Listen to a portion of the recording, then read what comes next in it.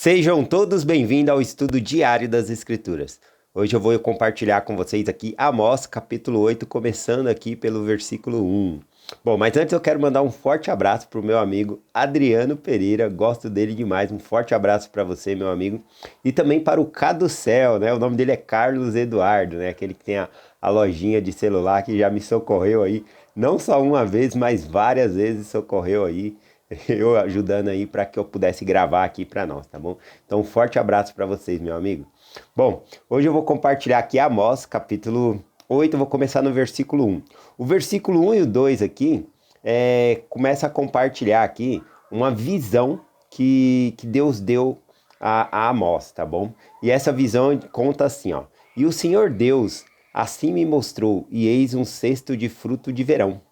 Então ele mostrou ali, Deus mostrou para ele um cesto, né, cheio de fruta de verão. Versículo 2. E disse, que vês, Amós? E ele disse, um cesto de fruta de verão. Então o Senhor disse, chegou o fim sobre o meu povo Israel. Daqui por diante nunca mais passarei por ele. Bom, então vamos entender um pouquinho o que significava essa visão aqui que Deus deu a Amós. Bom, primeiro a gente viu que ele viu um cesto cheio de frutas de verão. Aqui quando diz frutas de verão, significa frutas que já estão maduras, frutas da época, que veio na época certa e amadureceu naturalmente, tá bom? Até aquele ponto ali. Existe também a fruta temporão, né? Aquela fruta que dá fora de época, tá bom? E essa aqui é fruta de verão.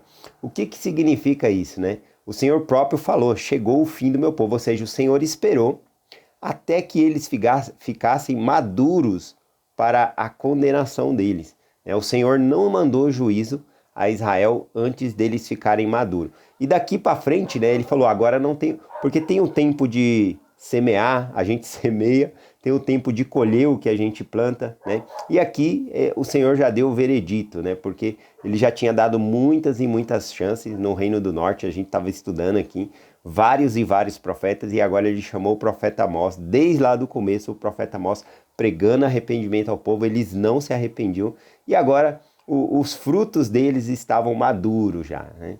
Então eles tinham que recolher de acordo com os seus frutos, né? Que nem João Batista prega, né?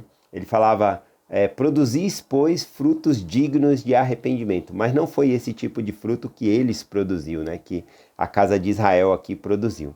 Então eles estavam prontos, né? Para a condenação, né? Que a Síria viria e levaria eles cativos. Essa última parte aqui no versículo 2, quando diz assim, ó. Chegou o fim sobre o meu povo Israel. Daqui por diante nunca mais passarei por ele. Aqui é uma menção ao povo do Egito, quando o povo de Israel estava no Egito e o Senhor passou no meio deles e não feriu, protegeu os primogênitos deles, dos filhos, né? E aqui agora o Senhor falou que não passaria mais, não protegeria mais. Essa é a intenção aqui do versículo, tá bom? Então vamos aqui agora no versículo 4. O versículo 4 diz assim, ouve isso, vós que ansiais pelo abatimento do necessitado. Isto vos destruireis, os miseráveis da terra. Então ele está falando quais eram os frutos que aquelas pessoas tinham, né? O que elas estavam fazendo de errado. Uma das coisas é que eles ansiavam, né, pelos necessitados e aqui quando fala que miseráveis da terra, significa os pobres da terra. Então eles exploravam esses pobres, essas pessoas que não tinham dinheiro para ganhar mais dinheiro ainda. E olha só a conduta desse povo na época das festas, né? Que era a festa do Senhor, ou seja, o próprio dia do Senhor, na qual eles não podiam vender, não podiam negociar. Olha só como é que eles faziam aqui, ó. Versículo 5 aqui, Amós ele está representando o pensamento daquele povo, ele está delatando aqui qual é o pensamento daquele povo ali, quando eles estão cultuando a Deus no dia do Senhor, tá bom? Aqui diz assim, dizendo, quando passará a lua nova, para que vendamos o grão, ou o sábado, para que abrimos o celeiro de trigo, diminuindo o efa e aumentando o ciclo, e falsificando as balanças enganosas. Minha voz ainda não está 100% não, mas está quase chegando lá. Bom, Aqui, o que significa, né? Para nós, em nossos dias, significa, será que eu estou indo na igreja, né, e pensando, nossa, esse dia não vai acabar nunca, né? Esse sermão aqui não vai acabar nunca, essa aula, eu tô com fome, eu quero ir para casa almoçar, né?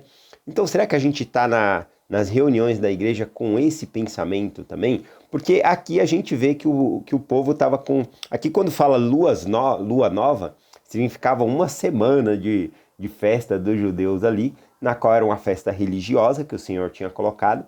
Então, durante uma semana eles não podiam abrir os seus comércios, ou até mesmo no próprio dia do Senhor ali, que já havia sido ordenado que eles não trabalhassem, não podiam fazer ninguém trabalhar. Mas nesse dia, olha como é que estava o coração deles. O dia do Senhor é um dia deleitoso, para a gente se deleitar, e não para ficar ansioso para que o dia acabe, né? E aqui eles estavam com esse pensamento, quando que vai acabar o sábado para mim abrir meu negócio, vender grão? E não só isso, né? Quando vai acabar a reunião, a gente pode pensar para nossos dias, para mim ir para casa, jogar videogame, né, fazer as coisas. Não, esse dia é do Senhor, não é meu, não é para mim fazer o que eu quero, eu tenho que fazer a obra de Deus nesse dia, tá bom? Então, aqui também um dos pensamentos condenatórios aqui, diz aqui, ó, diminuindo o efa e aumentando o ciclo. Ciclo é moeda, né? É o peso assim de ouro, prata, tá bom?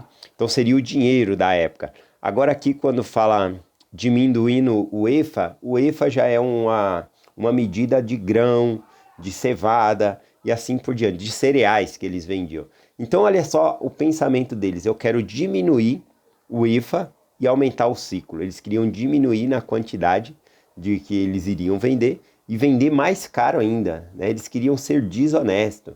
Então olha só que tipo de pensamento aqui, tá bom? E antes de nós ficarmos condenando, né? Condenando eles, olha, meu, mas no dia do Senhor eles pensando essas coisas, né? Pensando em vender, ganhar dinheiro. A gente tem que pensar também que muitas vezes a gente está na igreja e fica falando de outros assuntos que não é em relação ao evangelho. Às vezes a gente está mais preocupado com a Copa ou com outros assuntos, em vez de falar sobre realmente para que estamos lá, renovar o nosso convênio com Deus, principalmente no sacramento, né? Nossos pensamentos não devem estar dispersos no sacramento. Então, o livro versículo 5, deixa eu ver se eu marquei aqui também, o versículo 7, para finalizar, né? Versículo 7, o Senhor diz aqui, ó, jurou o Senhor pela glória de Jacó, eu não me esquecerei de todas as suas obras, para sempre, né? Então aqui o Senhor está falando, eu não vou me esquecer dessas obras de vocês. Qual que eram as obras? Os frutos.